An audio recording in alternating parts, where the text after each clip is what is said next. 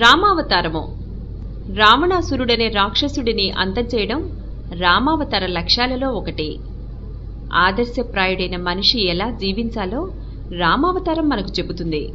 రావణాసురుడు లంకకు రాజు, మహాశివభక్తుడు.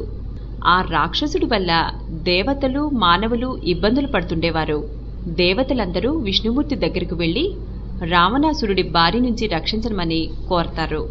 రావణాసురుడిని అంతమొందించేందుకు భూలోకంలో మానవునిగా జన్మ ఎత్తుతానని దేవతలకు చెబుతాడు విష్ణుమూర్తి. భూలోకంలో దశరథుడనే రాజుండేవాడు. అయోధ్య అతని రాజధాని. ఆ రాజుకు కౌసల్య, సుమిత్ర, కైకేయి అని 3 రాణులు.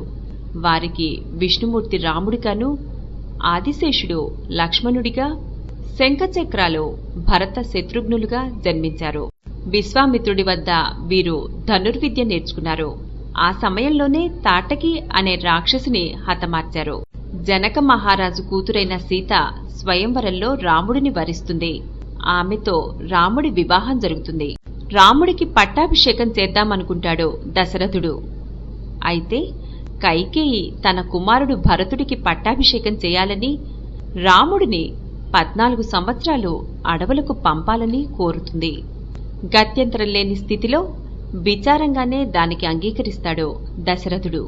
తండ్రి ఆజ్ఞ మేరకు అడవులకు బయలుదేరతాడు రాముడు.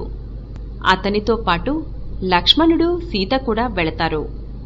ఆ అడవిలో శూర్పణఖ అనే రాక్షసి రాముడిని చూస్తుంది. రాముడి వద్దకు వెళ్లి తనను వివాహం చేసుకోమని కోరుతుంది. రాముడు అంగీకరించకపోవడంతో అతని భార్య సీతను చంపేస్తే తనను వివాహం చేసుకుంటాడని భావించి సీత వైపు దూసుకువస్తుంది. శూర్పణఖ ఆలోచన పసిగట్టిన లక్ష్మణుడు ఆమె ముక్కు చెవులు కోసేస్తాడు. శూర్పణఖ ఎవరో కాదు, రావణాసురుడి చెల్లెలే.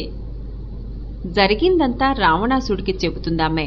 రావణాసురుడు కోపగించి మారీచుడనే రాక్షసుడిని పిలిచి సీతను ఆకర్షించే విధంగా బంగారు లేడి రూపంలో సీతారాముల వద్దకు వెళ్లమంటాడు. అలా వెళ్లిన మారీచుడిని లేడి రూపంలో చూసి అది తనకు కావాలంటుంది సీత.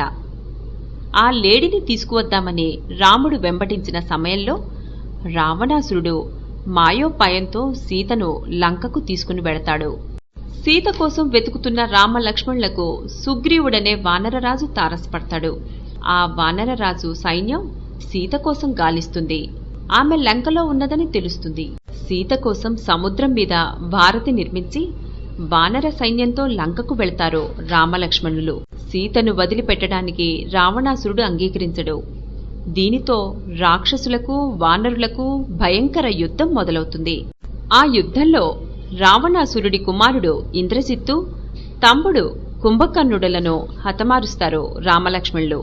చివరికి యుద్ధానికి వచ్చిన రావణాసురుడు రాముడి చేతిలో ప్రాణాలు పోగొట్టుకుంటాడు. సీతాదేవిని తనతో అయోధ్యకు తీసుకువస్తాడు రాముడు. అయోధ్యలో రాముడికి పట్టాభిషేకం జరుగుతుంది. రాముడి పాలనలో ప్రజలు సుఖశాంతులతో జీవించేవారు. అందుకే అతడి పాలనను రామరాజ్యం అంటారు. రాముడి గుడి లేని ఊరు ఆంధ్రదేశంలో ఉండదు. రాముడంటే ప్రజలకు ఎంత భక్తో ఇది చెబుతుంది. ఆంధ్రప్రదేశ్లోని రామాలయాలలో భద్రాచలంలోని ఆలయం ముఖ్యమైనది. ఈ ఆలయానికి ఒక చరిత్ర ఉంది. పూర్వం అంటే ఆంధ్రప్రదేశ్ ఏర్పడక పూర్వం గోల్కొండ రాజులు ఈ ప్రాంతాన్ని పరిపాలించేవారు. అబుల్ హసన్ తన్నీషా అనే రాజు పాలిస్తున్న కాలంలో ఇప్పటి భద్రాచలంలో గోపన్న అనే తహసీల్దార్ ఉండేవాడు.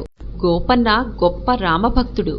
ప్రజల నుంచి వసూలు చేసిన పన్నులతో రాముడికి గుడి కట్టించి ఆభరణాలు చేయించాడు. తాన్నీషాకు పన్నులు చెల్లించకపోవడంతో గోపన్నను బంధించి గోల్కొండలో కారాగారంలో పెట్టిస్తాడు. గోపన్న తనను విడిపించే భారం నీదేనని రాముడికి మొరపెట్టుకుంటాడు. రామలక్ష్మణులు బాలుర వలె తాన్నీషా వద్దకు వచ్చి గోపన్న చెల్లించవలసిన డబ్బు చెల్లించి దాని రసీదు జైలులో ఉన్న గోపన్న వద్ద ఉంచి అదృశ్యమవుతారు. తనను రక్షించేందుకు రామలక్ష్మణులే వచ్చారని తెలుసుకున్న గోపన్నకు ఆనందం కలుగుతుంది. తాన్నీషా గోపన్న గొప్పతనాన్ని గ్రహించి అతన్ని విడుదల చేస్తాడు. అప్పటినుంచి అతడు రామదాసుగా పేరు పొందుతాడు. తాన్నీషా అప్పటినుంచి ప్రతి సంవత్సరం శ్రీరామనవమి సందర్భంగా భద్రాచలంలో జరిగే సీతారామ కళ్యాణానికి ముత్యాల తలంబ్రాలు పంపించేవాడు. ఈ సంప్రదాయం నేటికీ మన రాష్ట్ర ప్రభుత్వం అనుసరిస్తోంది.